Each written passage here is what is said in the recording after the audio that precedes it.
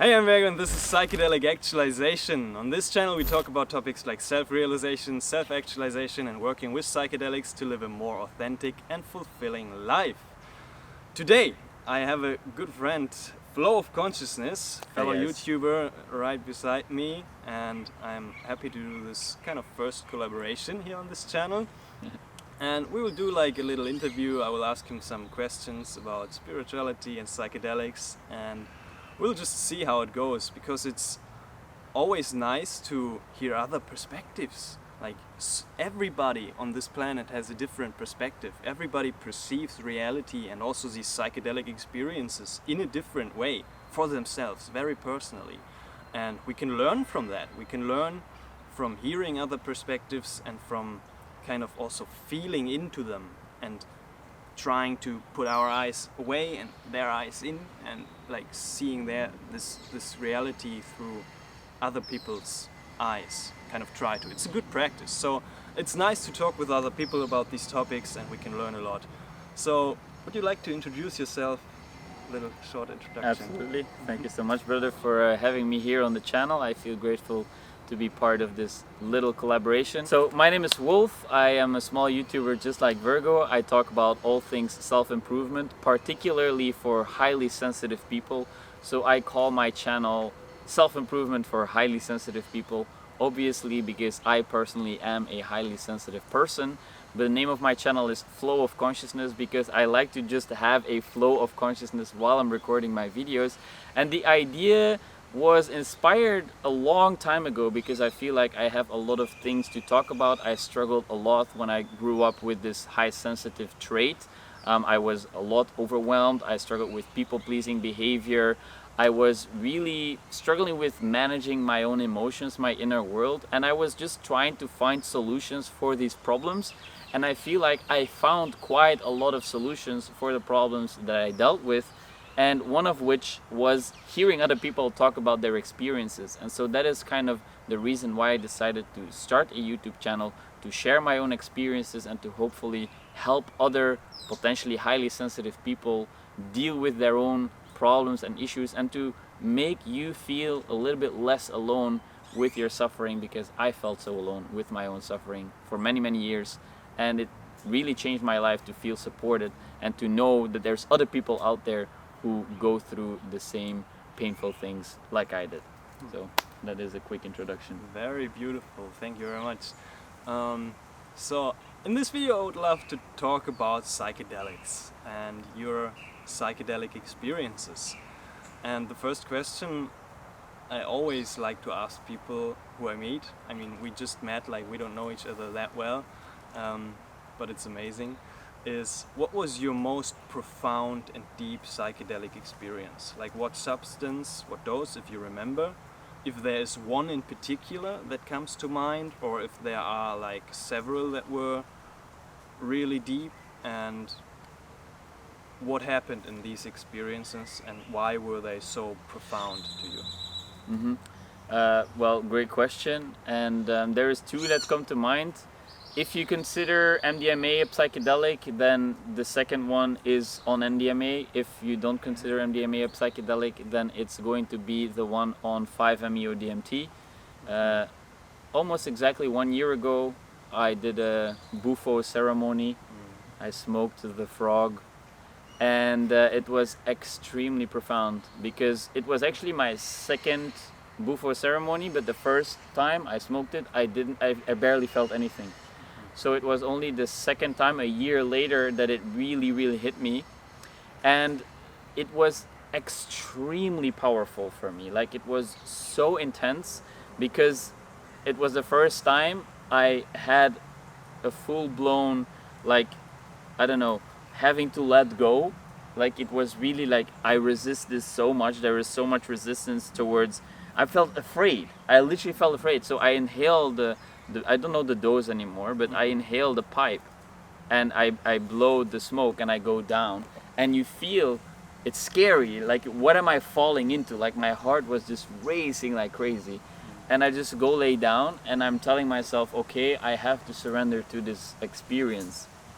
And it was this constant battle between surrendering and then resisting, and surrendering and then resisting. It was like these waves, like constantly like breaking through this another barrier and another barrier and another barrier, and it came in waves. And so what was happening for me was there was an incredibly intense release of emotions. So I went through anger, I went through sadness, I went through extreme joy, I went through all these emotions. And the one that came to mind in particular was anger, because my mother really is very uncomfortable with anger. So whenever somebody expresses anger, she is trying to deflect it, or she's very uncomfortable with somebody expressing anger. So I never really learned how to properly express anger when I was a kid. And I always felt like my anger was not acknowledged. So I really felt like when I was angry, my mom was like, you don't have to be angry, be quiet, don't express it. And so when I smoked the DMT, I was releasing like all this anger. Like I was like screaming and shouting like, allow me to be angry, allow me. That was constantly just shouting, allow me. So I was like hitting the sand, the floor, and it felt almost like an exorcism, dude. Like it was crazy. Like it was so much releasing of this panned up emotional energy, like crazy, like so intense. And the shamans, they were like trying to calm me down, you know, they're like, oh, they were singing and stuff, and I was like, no, don't contain me, let me out, you know. I was just like, I really needed to let everything out, dude. It was insane.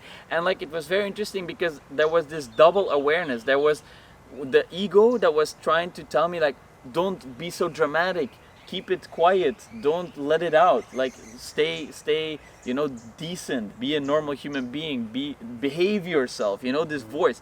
But I really felt like on the other part of me was like, fuck no, like I'm not gonna listen to you, stupid little voice in my head. I'm just going to not pay attention. And it was just there speaking, but it didn't have any power over me in a way. So it was just this other side of my personality that really yearned to just completely let go, like everything. There was literally no holding back. I was my voice was, I was hurting my voice because I was shouting like so loud. And I never felt so free in my life, ever.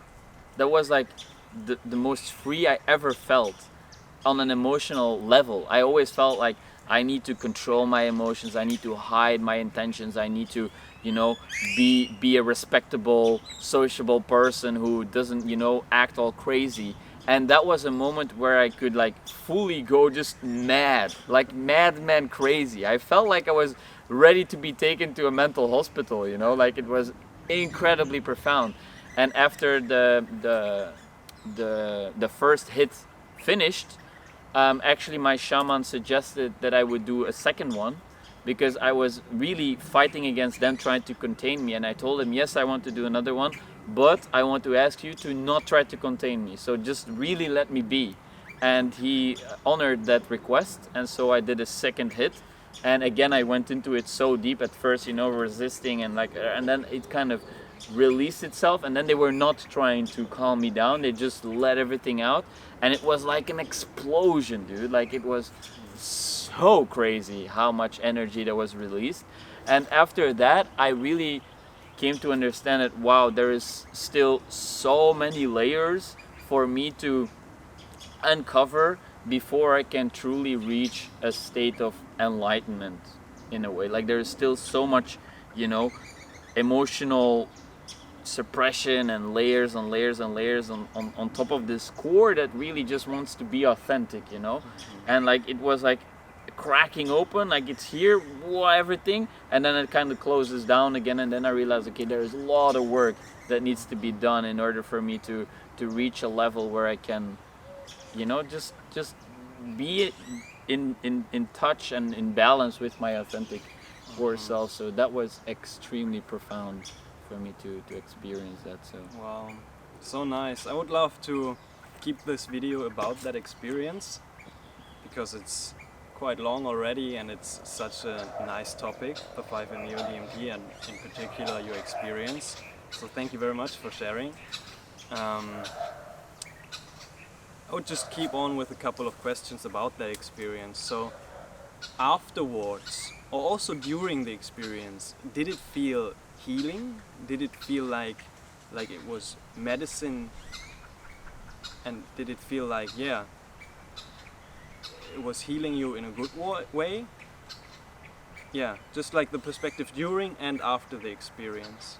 Mm-hmm. So during it was, like I said, very scary, and then right after, when I came down, it was like this incredibly grateful feeling where I realized I've never felt so free in my life ever before. And so I was just sitting on the beach and like basking in this gratitude of, wow, this is the most free I ever felt in my life. I'm so grateful that I was able to express this, because I became so aware of the perfection of expression in and of itself. Like the whole spectrum of human emotion, it's like so vast and so complex and so beautiful in and of itself. I went through the whole spectrum almost, you know. I went through anger, sadness, joy. I was laughing hysterically, I was crying, I felt love, all these emotions, the whole spectrum. I kind of like went through it on steroids almost, like super intense. And I was so grateful, and I understood like I was literally laying there and I was telling myself, it's perfect, it's perfect, I'm laughing, it's perfect, like this experience is perfect. Yes. It was incredible. And so that was that profound moment of realization of like the freedom that I experienced was very deep. And then after that, like the integration was very tough for me, because like days after that I even had these like very strong dreams and these moments where I kind of like got back into this state when I was laying in my bed, and I would perform like again this like hitting on the floor, like allow me. I got into it like super fast, like back into that state again. So it was super intense, and it also it really scared some of my family members, because I called them when I was in that state, and they were like, what is going on? So I felt a little bit crazy afterwards also, like, man, am I turning into like this, I don't know, madman? Do I need to get institutionalized or like go to an institution or whatever? So I felt like I was losing my mind a little bit the week after that. But when I look back now, like it's a year ago now, I really I feel very grateful for this experience. It taught me also the fact that, okay, in certain spaces it's okay to express yourself like that without any boundaries, but it's also equally as important to be sociable and to not be a crazy madman. You know, the reason they put these people in institutions, there's a reason for that, you see. So if you would be constantly like that in normal quote unquote normal society, you run into problems, because it's not very social to do that, right?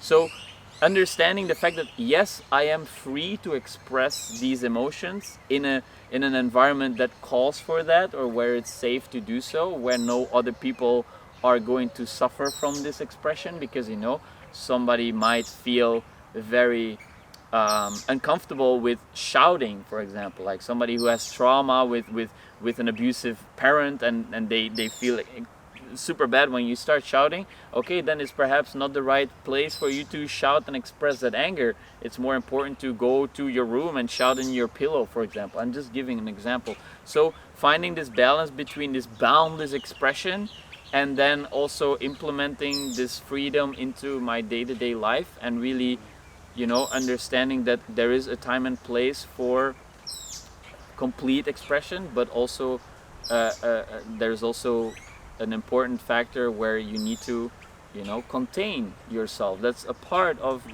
being a human being. You know, you can't be boundless all the time.